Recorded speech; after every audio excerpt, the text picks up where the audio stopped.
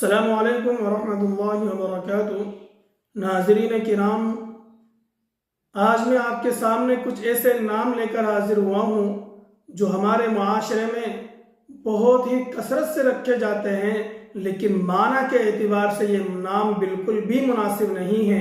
اگر آپ نے بھی اپنی بچیوں کے نام ان جیسے نام رکھے ہیں تو ان کو تبدیل کر دیجئے، ان کو بدل دیجئے اور اپنے بچوں کے اور اپنی بچیوں کے خوبصورت اور یونیک اور وہ نام رکھے جائیں کہ جن کے معنی اچھے ہوں، جن کے معنی بہت ہی بہترین ہوں، اور کوشش یہ کریں کہ اپنے بچوں کے نام صحابیات کے نام پر، انبیاء کرام کے نام پر اور اولیاء کرام کے نام پر رکھے جائیں، کیونکہ نبی کریم صلی اللہ علیہ وسلم نے ارشاد فرمایا سموا باسماء الانبیاء، کہ اپنے بچوں کے نام انبیاء اور نیک لوگوں کے نام پر رکھا کریں۔ سب سے پہلا نام ہے زنیرہ۔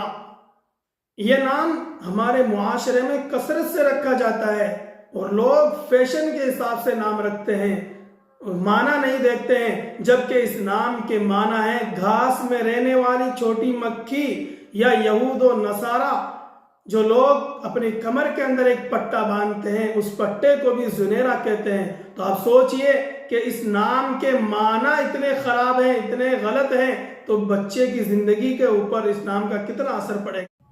اور دوسرا نام ہے علیزہ۔ علیزہ، اس نام کے بھی کوئی معنی نہیں ہے۔ اگر یہ عرض سے بنا ہے تو اس کے معنی آئیں گے گھبراہٹ کے اور ڈر کے۔ اگر جس کے معنی میں ہی ڈر اور گھبراہٹ ہے تو پھر یہ نام بالکل بھی مناسب نہیں ہے۔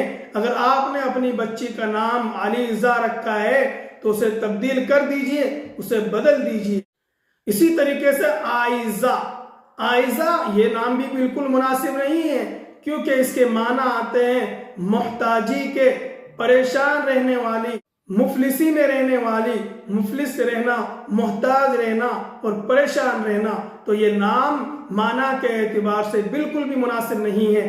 اگر آپ نے بھی اپنی بچی کا نام عائزہ رکھا ہے تو اسے بدل دیجئے، اسے تبدیل کر دیجئے۔ اسی طریقے سے ایک نام آتا ہے انیلہ۔ انیلہ کے معنی ہے جاہل، نا تجربہ کار، نادان۔ تو آپ سوچئے کہ اس نام کے معنی ہی ایسے ہیں تو پھر بچے کی زندگی کے اوپر اس کا کیا اثر پڑے گا۔ اگر آپ نے بھی اپنی بچی کا نام انیلہ رکھا ہے تو اسے تبدیل کر دیجئے، اسے بدل دیجئے۔ اسی طریقے سے ایک نام آتا ہے منیزہ۔ اس طریقے سے اگر آپ نے بھی اپنی بچی کا نام یا اپنے خاندان میں سے کسی کا نام منیزہ رکھا ہے تو اسے تبدیل کر دیجئے، کیونکہ یہ بے معنی لفظ ہے، اس کے کوئی معنی نہیں آتے۔ اسی طریقے سے وریشہ۔